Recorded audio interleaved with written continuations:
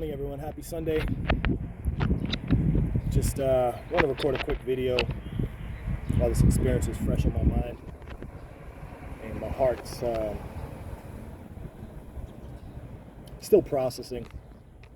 Another experience at a local church.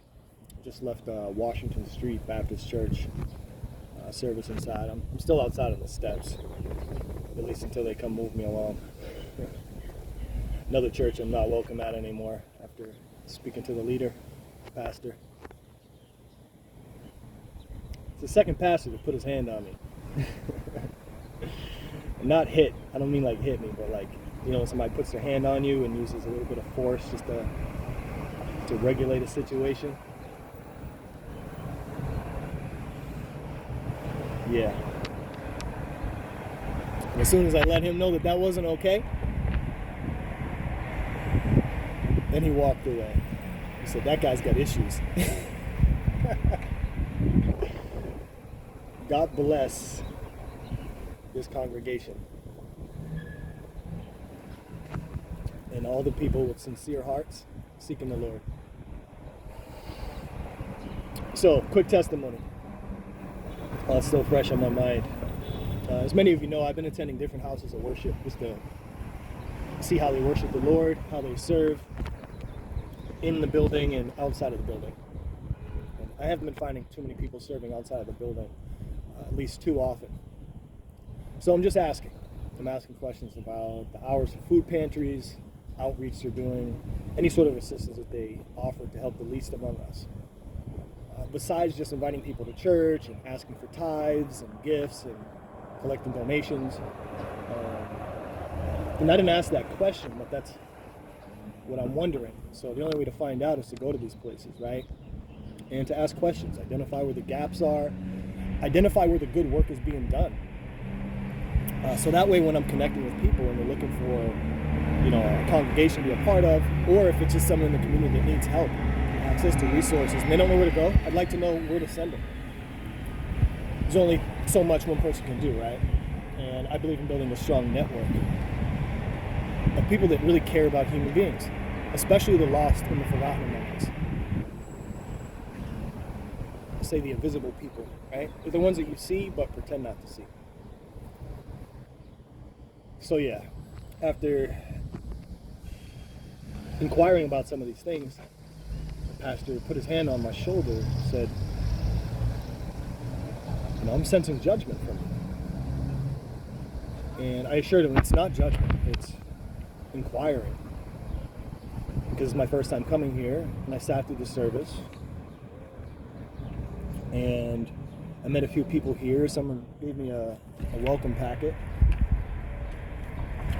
That was nice. And then I got to meet the pastor, and after talking with him about, you know, the dynamics of the power and the resources here, he became very standoffish. He didn't like those questions. I could sense that right away. The spirit of discernment told me that this guy is not going to like me very much once I ask these questions. And he made that very clear. And even indicated at one point, he said, instead of going to these houses of worship looking for people to join you in ministry, maybe show up to these places offering to volunteer. And I assured him that's something I do. And that's what I'm here to do. But I'm not looking to just follow ineffective protocols and programs and outreach if the Spirit's leading me to do it in a different way. So I'm not here to challenge their way of doing things, but the challenge came when we were talking about the food pantry. And he assured me that this is a place where people can go and get food if they're in need. And he directed me to the calendar of events and activities, and I said, yeah, I took a photo of it. And I was curious, why is the food pantry canceled for June? Is people still out here hungry? And he said it's just a decision that they made. So I offered to volunteer. How many volunteers, including myself, would you need to not cancel the food pantry for June so people can still have access to food? And he didn't like that. He didn't like that I was challenging that decision. And he said, you know, it's because we made the decision. And you should honor that. Okay, fair enough. There's so much more that I want to say in this video, but I think I'm going to take some time to reflect on it and try to articulate myself a little bit better. But at least right now, after I was not banned, but when the leader of a church puts his hand on you to show his authority, and then says, I think you should go.